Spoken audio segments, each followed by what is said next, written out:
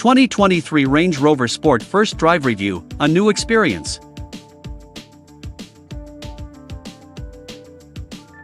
Land Rover management was not initially keen on making the Range Rover Sport, as there was a fear that it might have an adverse impact on the Range Rover itself. After all, the Big Daddy Range Rover has always been the flagship model and one of the most well-known luxury SUVs in the world. After wrestling with the idea of whether they needed another Range Rover model at all, the decision was made to go ahead, but it had to be something very different. That was definitely the case for the Range Stormer concept that debuted in 2004 at the Detroit Auto Show. Then in 2005, it became a production model, and the Range Rover Sport was born. It was an immediate hit with everyone from school-run parents to music stars the world over. It was more athletic both visually looks and in the driving experience, and it made its owners look cool.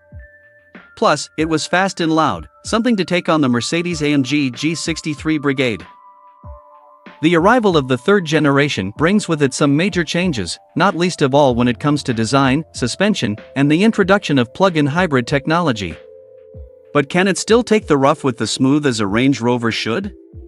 We drove the new SUV in Spain to find out. Exterior design, reserved but sophisticated. Like the Range Rover and the Velar, it's all about reductionist design at Land Rover these days. Outside of the design studio, to the rest of us, that means not making cars that look fussy and over-designed, not that we're pointing any fingers at Audi or BMW here. The side profile is purposeful but smooth, the roofline tapering into the longest spoiler ever on a Range Rover. Up front, there are new LED daytime running lights leading into a grille with a slightly darker and more aggressive look than the last generation. Slim LED lamps are a focal point on the tailgate, too, where again, it all looks simple and uncluttered. The design won't appeal to everyone and is great if you appreciate minimalism, but not so much if you want the bling and excess of an Escalade. Engine, performance and MPG, environmental performance. The big news is the debut of the new plug-in hybrid version of the Sport with the powertrain designation P440e.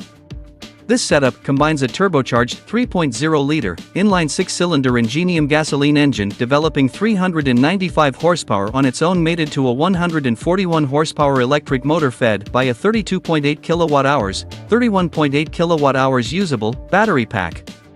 Combined, the system generates 434 horsepower and 457 lb-ft of torque, dispatching the 0 to 60 miles per hour sprint in a claimed 5.5 seconds before topping out at 140 miles per hour.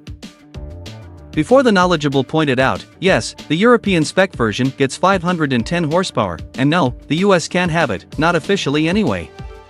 Power isn't the main point of it, though. It's all about being able to cruise through downtown in electric mode, silently gliding past the crowds of people knowing that you're not putting out any toxic fumes through the remarkably unblemished exhaust tips at the back.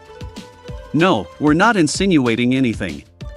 Should you choose to engage EV mode, or if the car's clever geofencing does it for you, then there's the potential to drive up to 48 miles for the US market. It'll charge up to 80% in under an hour on a 50 kilowatts rapid charger, or you can just plug it in at home for 5 hours to get a full charge. Total range is claimed to be around 460 miles. There's also the option of the mild hybrid electric vehicle, which is basically the same gasoline engine but without the batteries. It's not that down on power compared to its proper hybrid sibling at 355 horsepower for the P360 SE and 395 horsepower for the P400 Dynamic SE, but you lose out on that EV mode. Land Rover reckons they will both still return a decent WLTP combined cycle score of 30.1 miles per gallon, although the EPA will likely be a little stricter. If you think it's all electrification, then there's one more, at least until something shouty with an SVR badge comes along. The P530e uses the BMW-sourced 4.4-liter twin-turbo V8 that pumps out 523 horsepower, will hit 60 miles per hour in 4.3 seconds, and run onto a top end of 155 miles per hour. For now, that's only available in the limited first edition, but you can bet demand will see that engine quickly added to regular models in due course. Interior design, features and dimensions, luxury space. The interior of the new Range Rover balances that feeling of classic British sophistication with some of the latest tech and the option of either traditional or modern materials, including some that are recycled. One of the most interesting of those is trim inlays made from carbon fiber that has been chopped into little pieces and then reassembled. The dashboard sits higher than in the Range Rover, the seats 0.8 inches lower, and there's a second piece to the top of the instrument cluster that's supposed to be reminiscent of a sports car. Beneath that is a 13.7-inch driver information display with a large degree of personalization to it. This should be the main focus for the driver, but for the passenger, or when you're at a standstill, the center stack features a 13.1-inch Pivi Pro infotainment touchscreen that gives you access to lots of cool stuff.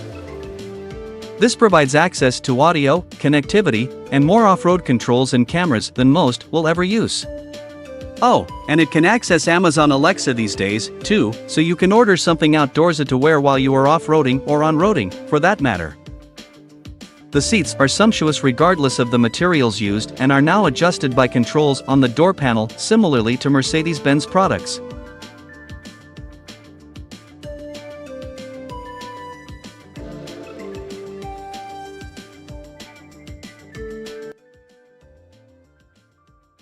Thanks for watching. Drop a like, leave a comment, and don't forget to subscribe to watch more videos like this.